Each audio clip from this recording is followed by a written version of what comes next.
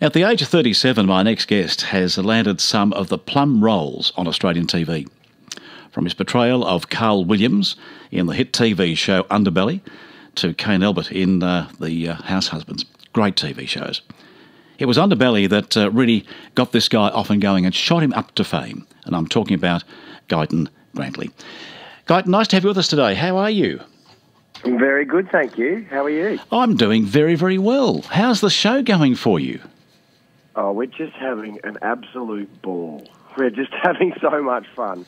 It's look, it's been a really a stressful and tiring rehearsal process. Yeah. But now we're off and away and just performing in the evenings. We're just having a great time. Your opening night was sensational, pal. Just sensational. Oh, you were there? Yeah, I was there. Yeah. Oh, great. I was watching what you were doing with the puppets and what the puppets were doing to the puppets and what Jake was doing to the mother. I saw the whole lot of it. Yeah. It's a hoot. It's a hoot, isn't it? Yeah, well, my folks came down from Brisbane last night, and they saw the show last night. Right. And they're pretty conservative, and I was a little worried about it. But Dad was like, I wasn't offended at all. I thought it was fantastic. I had a ball. So yeah, look, it's a show for everybody, I'd say. Oh, I reckon so. Not the kids. Just don't bring the kids. No, 18 and over. Absolutely. But it's good fun, and it is. I think one thing that people should know is that it's not necessarily a show about religion, or it's a show about. Oh gosh, I mean, you need to go for yourself to make up your own mind and get you thinking. It's a great conversation starter for afterwards. Yes, it is. Yes. Yeah, I mean, it's about people's mental health, or is it about just your own inner demon, or just the conflicts of society, or what the constructs of community do to a person, and but obviously not forgetting that it's an absolute comedy above all, and it's just a big riot. Or it can even be what happens in the church after hours. Yeah, exactly. How do you cope with the voices you do? You've got Tyrone the puppet, we've got Jason, which is you. You swing from one to the other so faultlessly. How do you do it?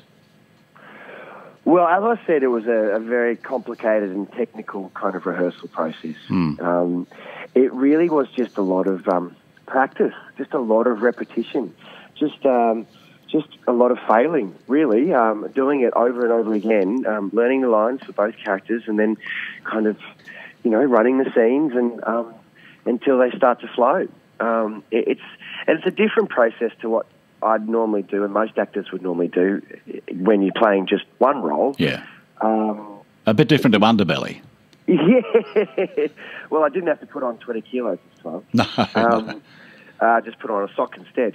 But I was kind of a little less organic in that sense. It was a bit more of a kind of a technical approach because I've got to learn the puppeteering skills as well, and you kind of come at it from another angle, and then once it starts flowing, then the kind of the feeling and the truth and the organicness of it can start to kind of emerge, and now that we're up and running, it's just.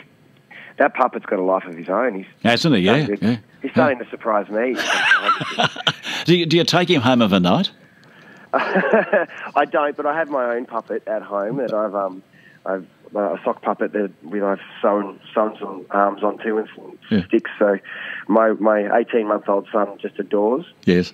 So it's been fun doing rehearsals with him. I can recall at school we used to make hand puppets, and out of an old socket, a couple of little buttons on there for the eyes, and it was a lot of fun, wasn't it? Yeah.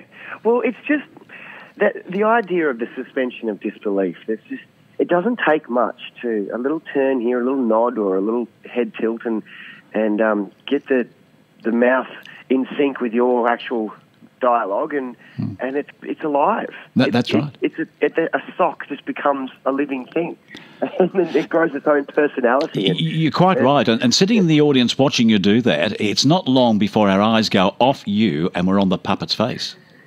Yeah, and I mean, I'm not hiding anything. There's no ventriloquism. No. I'm still talking, and my mouth's clearly in view, but it just happens. You just don't have a choice, really. The disbelief just appears, and all of a sudden, it's suspended, and there's another character on stage. A Gyton, living, breathing puppet. In the second half, after interval, there's a part there that you really tear up.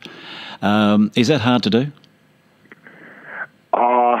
No, it's not really. I think you can get in your own way. You can try and tear up and become emotional, and that can make it quite hard actually if you try.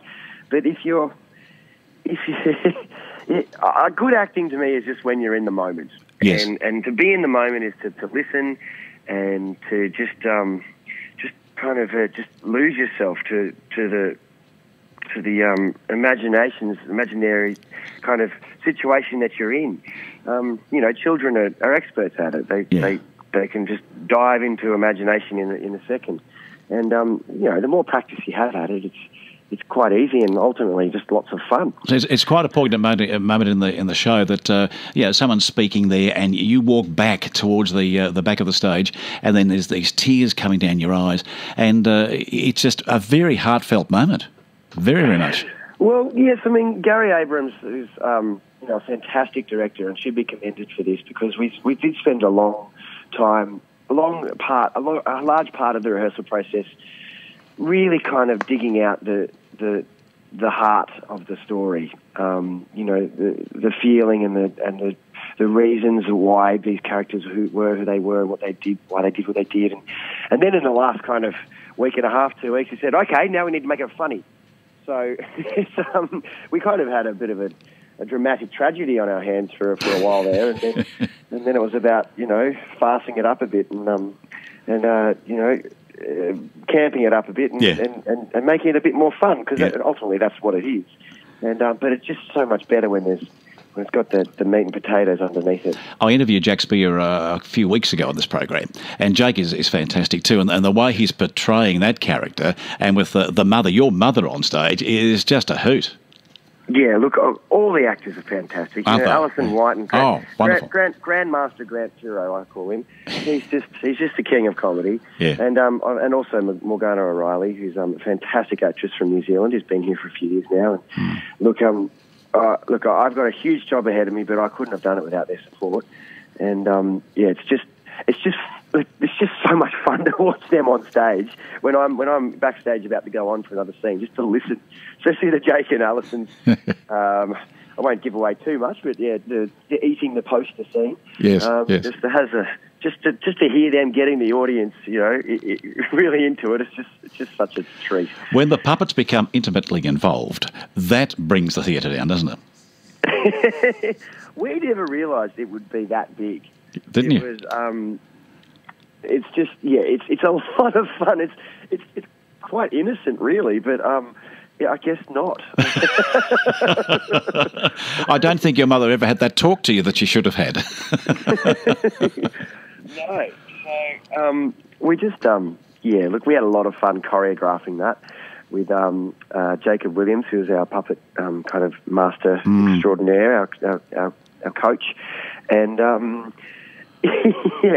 guess it's just it just makes it a lot more fun when it's not people to see puppets doing things that are a bit risque. A bit risque, yeah. When you finish the show overnight, you get home. How do you relax?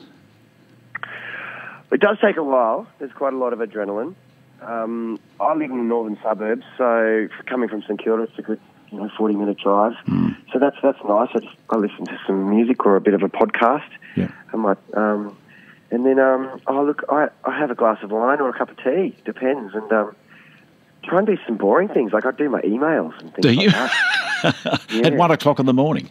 Yeah, I get to bed about 12:30, 1 o'clock. Do you? Okay. The show finishes at 10 and get home at 11. Have maybe some bickies and cheese and just a cup of tea or a glass of wine, and that's about it, and then off to bed. Gyton, what's coming up next for you? Nothing concrete.